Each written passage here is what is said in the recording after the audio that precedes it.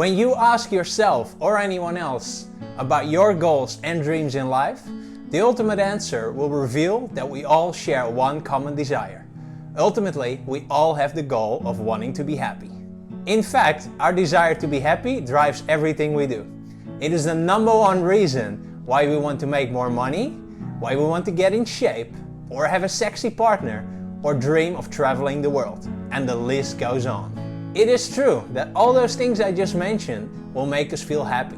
However, that feeling won't last forever. In fact, our brain is conditioned to always wanting more and never be satisfied. It is something we have to accept and live with. Knowing that nothing will make you happy forever is crucial in order to solve the puzzle that is called how to live a happy life. It is for a reason that the word nothing is made up from the words no and ting. This is what I want you to remember from this video. No thing will make you permanently happy. If you become dependent upon things for your happiness, you will get stuck in a never-ending loop of desire, getting what you want, and then crashing again, wanting the next thing. The key to fast-track your happiness is to be happy with no thing, or also better known as nothing. In order to feel comfortable with nothing, my number one tip is to reawaken the inner child inside of you that once was also happy with nothing. For many of us, it's hard to remember what that feels like. However, you can just start by imagining that when you're first born, there was nothing that you wanted. For example, you weren't thinking of wanting all the toys that you would end up getting. However, what ended up happening to most of us is that our parents or whomever was taking care of us likely thought that getting us more stuff would also make us more happy.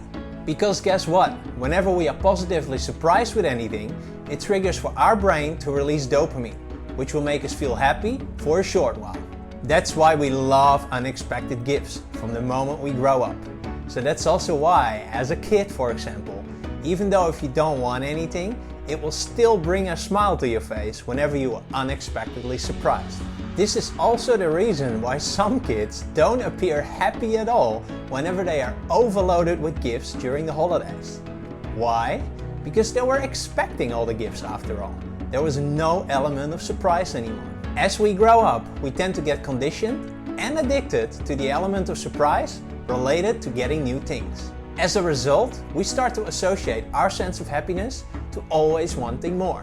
However, the problem is you will never have enough. Based on my own experience, if you're able to awaken the inner child of you, from before you were conditioned to always wanting more in order to feel happy, you have solved the puzzle of happiness. You will then be able to feel the same sensation again that a little child feels and expresses when they are ecstatically happy for no reason. If you have a habit of spending time in nature or meditating regularly, chances are likely you will experience this sense of pure happiness every now and then. It's an overwhelming sense of gratitude and joy for no obvious reason. It's why we love watching animals too. A perfect example of witnessing pure happiness is seeing a dog running around outside, hyper excited. There is a fast track to happiness. The time you need to get there depends on how far you have traveled away from your inner child. In my case, it took me half a decade of dedicating myself to wanting to awake the inner child in me again, before I finally got in touch again with my younger self. In my next video, I will share my success strategy on how I have been able to awaken my inner child again. I promise that when you do too, it will make you feel happier and younger than ever. I believe that this is the reason why people who dedicate time to awaken their inner child manage to stay looking young on the outside too.